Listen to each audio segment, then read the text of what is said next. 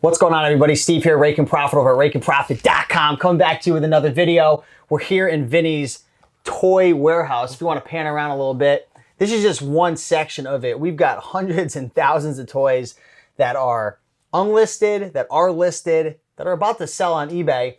And one of the common questions that we've been getting behind the scenes is, Steve and Vinny, you know, I'm interested in getting into toys. I've been buying toys. I've invested in your guide. We have two guides right now, Toy Brand Profits and Top Secret Toys. I'll put some pictures up on the screen right now. You can check those out, links below. But the common question is, how do I clean these items up? We've got a bunch of items here that are dirty, that are scuffed up, that are a little disgusting, and you're gonna show people how you clean it and talk about kind of why it's important to clean and whatnot. So sometimes you'll get a toy that has accumulated dust, maybe has some scuff marks here and there, and you know, you want your toy to be presentable to get the most money out of the thing. Is it that important? You want to present, yeah, to some collectors it is. I mean, to most collectors it is. And presentation is number one, as everybody knows on eBay and anytime you're selling something. So to spend a couple minutes to maybe brush up these toys is a good idea. Now, I wouldn't clean a toy that's worth only $5 to $10. Okay. You know what I'm saying? I'm not going to take my time and just might as well just junk it at that point if it's broken. Or just get your $1-2 profit and make it as easy as possible. Exactly. But something like this, where this big speed racer car, like this is $30 to $40 value, but it's got a little bit of dirt here, some scuff marks, and it'd be nice to present that a little nicer, you know, and to take 5 minutes to kind of brush it up and clean it up, you know, and then you can say, hey, guess what? My item has been sanitized and cleaned. Oh.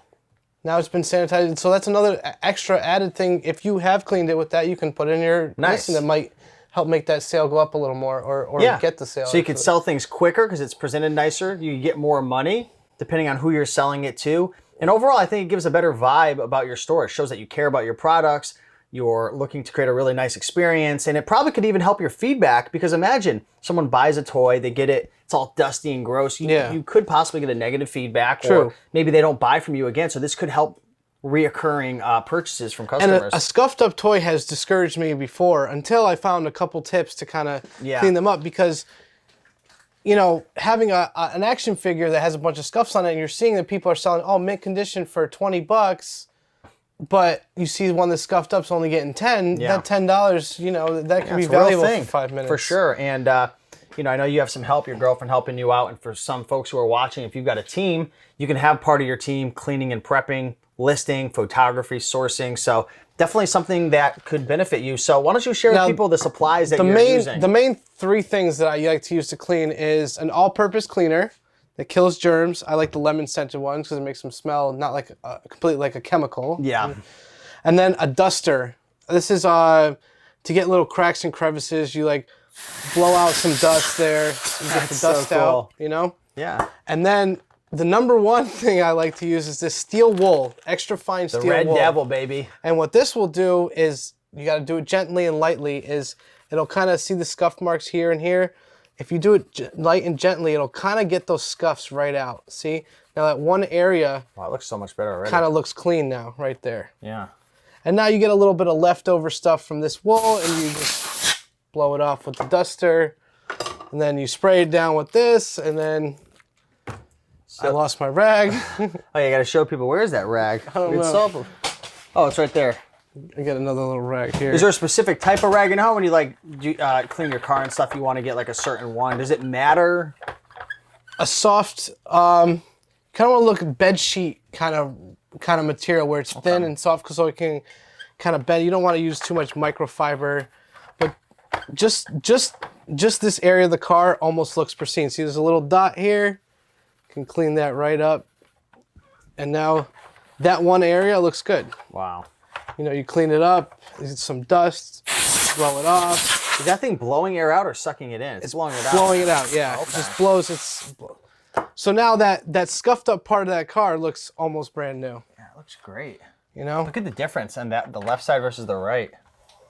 See, that's all scuffed. Ooh, can you get that out? Yeah, I can clean that up. This looks like more of a... Now, do you recommend spraying it on the actual item or on the cloth first? As long as you're not spraying it on the battery item, like the okay. battery pack of the item. Now see, there's...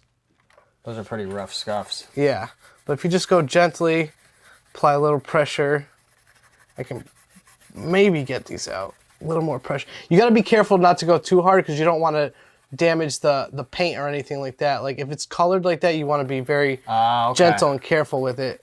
Dude, they're coming out. Yeah, it's coming out. Wow. And now that side is a lot more presentable. Oh yeah. It's not perfect, but it's certainly a lot more presentable. Yeah, there's this little part here, but that might be like some internal damage. We're gonna try it. We're gonna try to get it out. There we go. Yeah, that's good. Wow.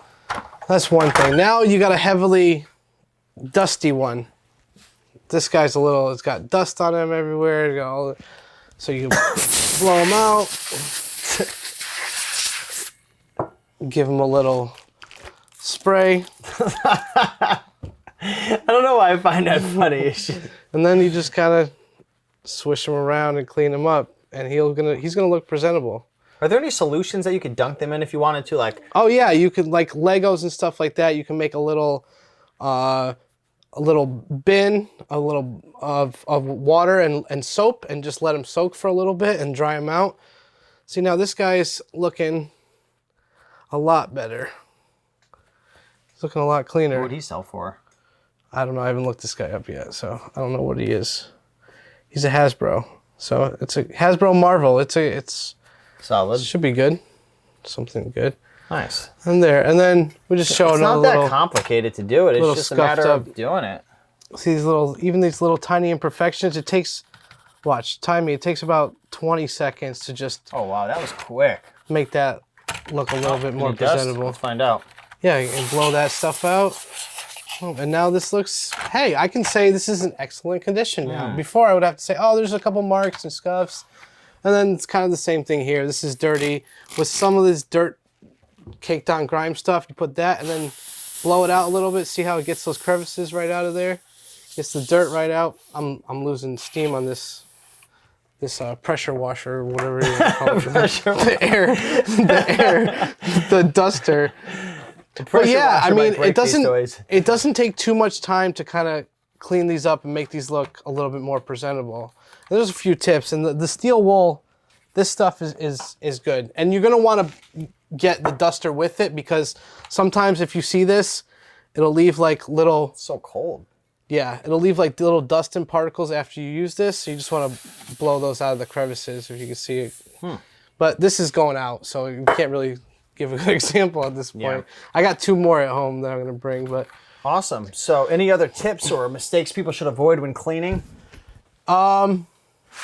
Just try, if you're gonna use the superfine steel wool, I would suggest using it because it's the lowest fine it's grain, it's not hard. Yeah. Because you don't want to actually get into the paint and so you don't want to use the ones that are like that people use in, like, if you ever worked at a restaurant where you're like scraping down all the trays and stuff. Those are you want to get strong. the extra fine so you can just take that mark off. It's like it's kind of like a surface. Like if anyone has had a CD or cleaned a CD with the scratches on the top, the film that reads the disc is underneath that plastic covering, so you can clean it and scrape it up and it still will play. Same thing like this. You just don't want to get to the paint part and start rubbing that off. So just be conscious of how you're doing that. And I have some Barbie items that I clean as well. Clothes that were musty, dolls that were musty and smelly. Yeah. And just a quick tip on that, I don't have anything Put them in the laundry? No, you just take a little bin, kind of like this. Yeah. Fill it with water, warm water, and some soap, and just let the clothes soak in it, pressing them a little bit, and then dry them out in the sun or out in the air, and it'll get most of that musty smell off. And the same thing you can do with the dolls as well.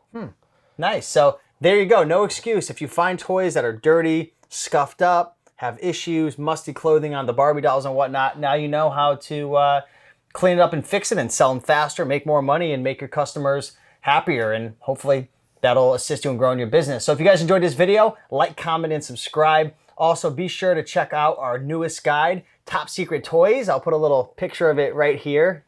Yes, right there. And that's available for purchase right now. Vinny actually spent a lot of time. We spent a lot of effort putting that guide together. So you can check that out. That also comes with a bonus guide. I'll put a link below. We've got like 3 different offers where you can actually get like 8 ebooks in one for a really discounted price. Yeah, So, as soon as I saw that deal, I'm like, damn, I want that we're deal. making this a no-brainer for people. The biggest thing that's holding people back right now is they see the opportunity, but they just don't believe it. They don't have enough confidence. And we're literally showing you step by step what to buy, what to avoid, what it's selling for, what to get it for. Like, we've recorded so many videos for you guys. We're trying to make this like a no-brainer opportunity for you. So if you guys are interested, check it out, links below. But with that being said, keep on picking and making that money, and we'll see you in the next one. Peace.